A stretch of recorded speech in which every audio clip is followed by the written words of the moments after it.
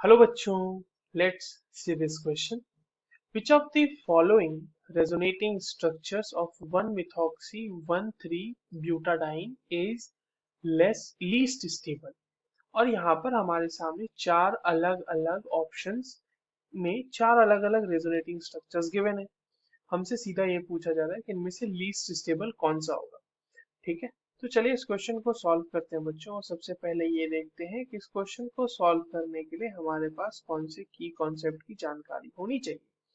Now this question is all about stability of resonating structure के stability के बारे में ही तो सवाल है. रेजोनेटिंग स्ट्रक्चर, तो जो हमारे पास कंपाउंड है दैट इज 1-methoxy 1,3-ब्यूटाडाइन का लीस्ट स्टेबल हमें रेजोनेटिंग स्ट्रक्चर बनाना है. तो जो इसका पहले तो हम ड्रॉ कर लेते हैं कि कैसा दिख रहा होगा ये. तो ये हो जाएगा CH2 CH, यहाँ पे CH2 के बाद यहाँ पे आएगा double bond CH CH double bond CH OCH3. This is 1-methoxy 1,3-ब्यूटाडाइन. अब देखिए, जब रेजोनेटिंग स्ट्रक्चर्स की स्टेबिलिटी की बात करते हैं तो हम सबसे पहले ये देखते हैं कि जो न्यूट्रल मॉलिक्यूल होता है वो ज्यादा स्टेबल होता है. Neutral molecules are more stable. तो हमने सबसे पहले ये देखा, तो उसमें हमने ये देखा कि हमारे पास जो गिवन जितने भी रेजोनेटिंग स्ट्रक्चर हैं वो सारे के सारे चार्ज्ड हैं, उसमें न्यूट्रल तो कोई भी नहीं है. अगर हमारे पास सारे चार्ज हैं तो उसके बाद हम ये देखते हैं कि मॉलिक्यूल जो फॉलो कर रहा होगा, molecules following octet rule, molecules following octet rule will be more stable, will be more stable.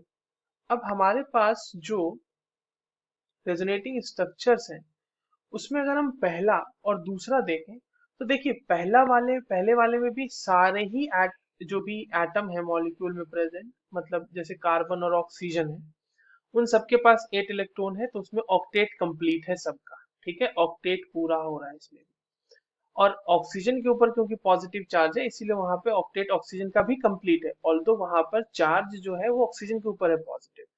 B में भी देखिए ऑक्सीजन का ऑक्टेट कंप्लीट है, कार्बन का भी सारे के सारा कार्बन का ऑक्टेट कंप्लीट है, तो ये भी ऑक्टेट कंप्लीट वाला है. तो यानी ए और बी तो हमारे स्टेबल सबसे ज्यादा नहीं.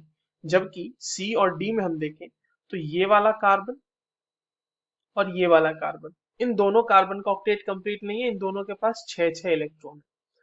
उसके बाद जब हमने ये देख लिया कि ऑक्टेट कंप्लीट नहीं है, उसके बाद हम चार्ज सेपरेशन देख लेंगे.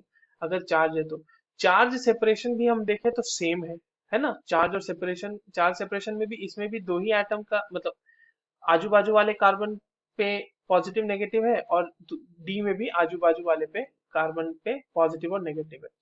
तो चार्ज सेपरेशन जो है वो सी और डी दोनों में सेम है. अब दोनों में डिसाइड कैसे करेंगे कि ज्यादा स्टेबल कौन है और कम स्टेबल कौन है. अब देखो, कार्बन पे नेगेटिव चार्ज, यहाँ पे भी कार्बन पे नेगेटिव चार्ज, यहाँ पे भी कार्बन पे पॉजिटिव चार्ज, यहाँ पे भी positive charge.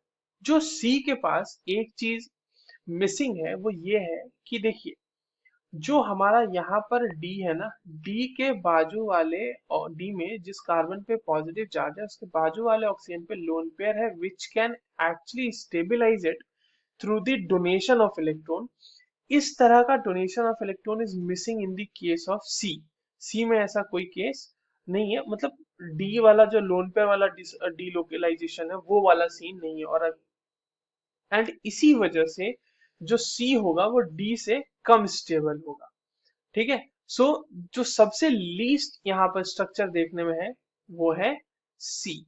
The correct answer is C. I hope you understood this well. All the very best.